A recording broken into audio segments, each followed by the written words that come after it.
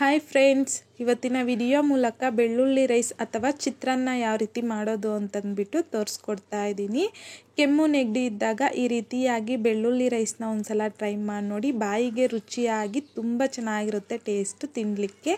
So ಬನ್ನಿ ಇವಾಗ late ಮಾಡ್ದಿರಾ ಈ ಬೆಳ್ಳುಳ್ಳಿ ರೈಸ್ ಯಾವ ರೀತಿ ಮಾಡೋದು ಅಂತಂದ್ಬಿಟ್ಟು ನೋಡೋಣ.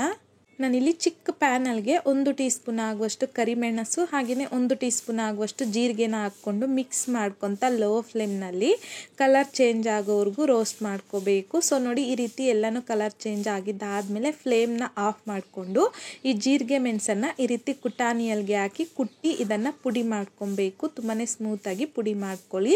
ಇನ್ ಕೇಸ್ ಈ ರೀತಿ ಕುಟ್ಟೋದು ಸ್ವಲ್ಪ ಕಷ್ಟ ಆಯಿತು ಅಂತಂದರೆ ಮಿಕ್ಸಿ ಜಾರಲ್ಗೆ ಹಾಕಿ ಸ್ಮೂತಾಗಿ ಪುಡಿ ಮಾಡ್ಕೊಂಡು ಸಹ ತಗೋಬೋದು.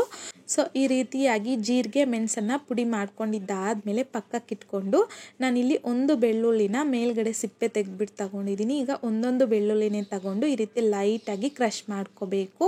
ಸೊ ನಾನಿಲ್ಲಿ ಬೆಳ್ಳುಳ್ಳಿ ಬಂದು 1 ಪ್ಲೇಟ್ ಆಗುವಷ್ಟು ರೈಸ್ಗೆ ಮಾತ್ರ ಈ ಕ್ವಾಂಟಿಟಿಯಲ್ಲಿ ಬೆಳ್ಳುಳ್ಳಿ ತಗೊಂಡಿದ್ದೀನಿ. ನಿಮಗೆ ರೈಸ್ ಕ್ವಾಂಟಿಟಿ ಜಾಸ್ತಿ ಮಾಡ್ಕೋಬೇಕು ಅಂತಂದರೆ ಬೆಳ್ಳುಳ್ಳಿ ಜೀರಿಗೆ ಮೆಣಸನ್ನು ಅಷ್ಟೇ ಡಬಲ್ ಕ್ವಾಂಟಿಟಿಯಲ್ಲಿ ಹಾಕ್ಕೋಬೇಕು.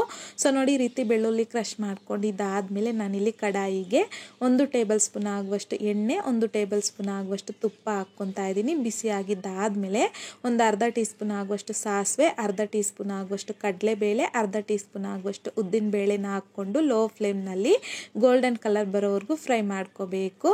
ಸೊ ಫ್ರೈ ಮಾಡ್ಕೊಂಡಿದ್ದಾದಮೇಲೆ ಕರಿಬೇವು ಹಾಗೆಯೇ 3ರಿಂದ 4 ಒಣಮೆಣಸಿನ್ಕಾಯಿನ ಅರ್ಧಕ್ಕೆ ಮುರಿದ್ಬಿಟ್ಟು ಹಾಕ್ಕೊತಾ ಇದ್ದೀನಿ. ಕ್ರಷ್ ಮಾಡ್ಕೊಂಡಿರುವಂಥ ಬೆಳ್ಳುಳ್ಳಿನ ಹಾಕ್ಕೊಂಡು ಲೋ ಫ್ಲೇಮ್ನಲ್ಲಿ ಬೆಳ್ಳುಳ್ಳಿ ಗೋಲ್ಡನ್ ಕಲರ್ ಬರೋವರೆಗೂ ಫ್ರೈ ಮಾಡ್ಕೋಬೇಕು.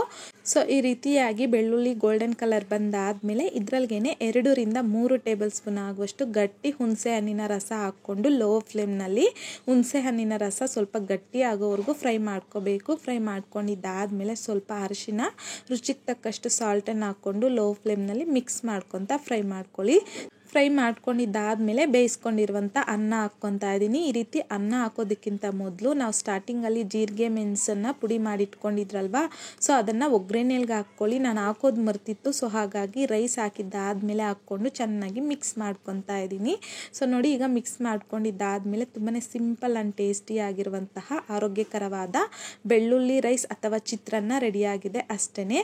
ಬಾಯಿಗೆ ರುಚಿಯಾಗಿ ಕೆಮ್ಮು ನೆಗಡಿ ಬಂದಾಗ ಏನಾದರೂ ತಿನ್ನಬೇಕು ಅಂತಂದರೆ ಈ ರೀತಿಯಾಗಿ ಬೆಳ್ಳುಳ್ಳಿ ರೈಸ್ನ ಒಂದ್ಸಲ ಟ್ರೈ ಮಾಡಿ ನೋಡಿ. ಟ್ರೈ ಮಾಡಿದ್ದಾದಮೇಲೆ ನಿಮಗೂ ಸಹ ಟೇಸ್ಟ್ ಹೇಗೆ ಬಂತಂದ್ಬಿಟ್ಟು ಮರೀದೆ ಕಮೆಂಟ್ ಬಾಕ್ಸಲ್ಲಿ ಕಮೆಂಟ್ ಮಾಡಿ, ಲೈಕ್ ಮಾಡಿ, ಹಾಗೆಯೇ ನಿಮ್ಮ ಫ್ರೆಂಡ್ಸ್ ಆ್ಯಂಡ್ ಫ್ಯಾಮಿಲಿ ಜೊತೆಗೆ ಶೇರ್ ಮಾಡಿ. ಮತ್ತಷ್ಟು ಈಸಿ ಆ್ಯಂಡ್ ಸಿಂಪಲ್ ಕ್ವಿಕ್ ರೆಸಿಪೀಸ್ಗೋಸ್ಕರ ದಯವಿಟ್ಟು ನೀವಿನ್ನೂ ನಮ್ಮ ಮೇಘಶ್ರೀಸ್ ಕಿಚನ್ ಚಾನಲ್ನ ಸಬ್ಸ್ಕ್ರೈಬ್ ಮಾಡಿಲ್ಲ ಅಂತಂದರೆ ಸಬ್ಸ್ಕ್ರೈಬ್ ಮಾಡಿ.